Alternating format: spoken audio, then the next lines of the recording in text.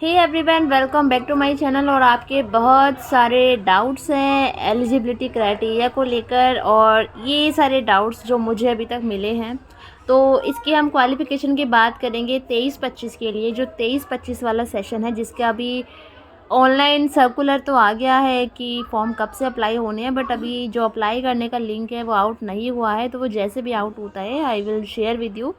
तो qualification please आप लोग ध्यान से सुनना। और इसमें मतलब मैंने कोशिश की है कि आपके सारे डाउट्स क्लियर करने की, बट स्टिल कोई डाउट रह जाता है तो प्लीज़ वही कमेंट करना जो वीडियो में बताया है। प्लीज़ उसको मत पूछना दोबारा, क्योंकि आई थिंक आप लोग वीडियो ठीक से नहीं देखते हो या नहीं सुनते हो, इस वजह से आपका डाउट रह जाता है। तो फर्स्टली आपका अंडर ग्रेजुएट या पोस्ट ग्रेजुएशन में, ठीक है, अंडर ग्रेजुएशन या मतलब यूजी और पीजी में आपका 50% नंबर होना चाहिए, या फिर समकक्ष परीक्षा किसी मान्यता प्राप्त यूनिवर्सिटी से, जो आपकी यूजी पीजी है, किसी रिकॉग्नाइज्ड यूनिवर्सिटी से होनी चाहिए, और उसमें आपके 50% मार्क्स होने चाहिए। अगर आपने इंजीनियरिंग या बीकॉम वगैरह कुछ ऐसा होता है ना, मतलब कुछ टेक्निकल जो कोर्स होते हैं, उसमें अगर आपने किया है इसी तरीके से, तो उसमें आपको 55% मार्क्स चाहिए। अदरवाइज़ अगर आपका यूजी पीजी या फिर समकक्ष किसी मान्यता प्राप्त से अगर आपका है, तो 50% मार्क्स आपको चाहिए, ठीक है। अब सेकंड ऑप्शन जो है, इसमें आपको चाहिए कि वर्किंग इन स्कूल, आपको स्कूल में वर्किंग होना ज़रूरी है, क्योंकि जब आप इंटर्नशिप दिखाएंगे अपनी, तो कहाँ पर दिखाएंगे, जब आपको 2 साल सॉरी, जब आपके वो दिखाते हैं, आप लोग लेसन प्लान वगैरह बनाते हैं, तो वो आप लोग कहाँ शो करेंगे, तो आपको किसी स्कूल में वर्किंग होना कंपलसरी है।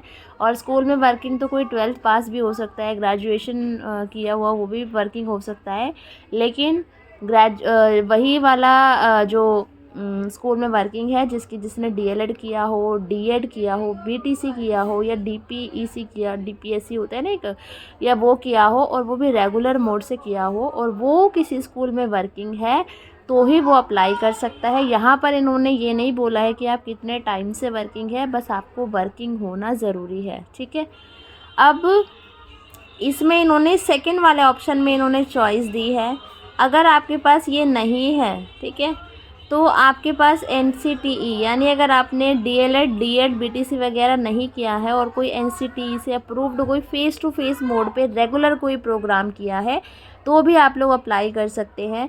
कहने का मतलब ये है कि आपको किसी स्कूल में वर्किंग होना है, आप कब से वर्किंग है ये यहाँ पे मेंशन नहीं है, बट वर्किंग होना कंपलसरी है, और आपके पास कोई रेगुलर मोड से डीएलएड, बीटीसी वगैरह होना चाहिए, या एनसीटीई से अप्रूव्ड काफ़ी सारे कोर्सेज़ होते हैं टीचिंग के, वो रेगुलर मोड पे, या फिर आपने वो किया हो।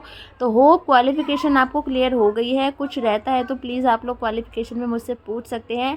यहाँ पर नोट है कि अगर आपने डिस्टेंस से डिप्लोमा कोई किया हुआ है टीचिंग का, तो वो अलाउड नहीं है, तो अपने पैसे मत ख़राब करना, क्योंकि काफ़ी सारे कैंडिडेट के मैसेज आए हैं कि हमने एनआईओएस से किया है, और एनआईओएस एक ओपन इंस्टीट्यूशन है और वो ओपन से कराता है, तो वो वैलिड नहीं है। आपका रेगुलर मोड से होना चाहिए, फ़ेस टू फेस मोड से होना चाहिए।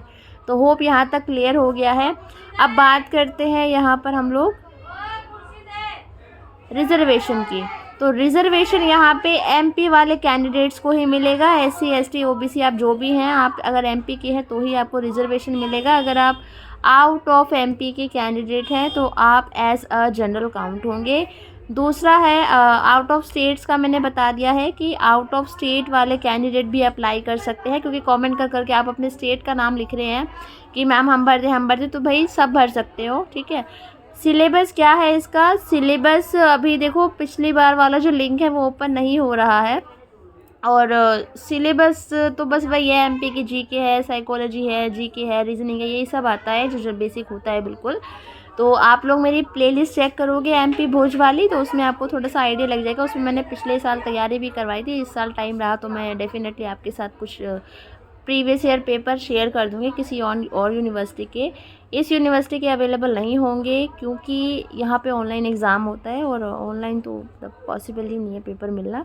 बट थोड़ा बहुत आइडिया है कि लास्ट ईयर कुछ एक्ट पूछे गए थे, और कुछ नदियों के नाम वगैरह पूछे थे, और एमपी का थोड़ा सा जीके पूछा था। इस तरीके से कैंडिडेट ने जो रिप्लाई किया था, मुझे इस तरह के क्वेश्चन आए थे, संविधान से कुछ क्वेश्चंस आए थे, तो इस तरीके से। नेगेटिव मार्किंग यहाँ पर बीएड ओडीएल में नेगेटिव मार्किंग है, ठीक है। तो बीएड ओडीएल में नेगेटिव मार्किंग ओडीएल में नहीं है, ठीक है, ओडीएल में नहीं है, स्पेशल वाले में। बीएड ओडीएल में आपकी नेगेटिव मार्किंग नहीं है, ठीक है।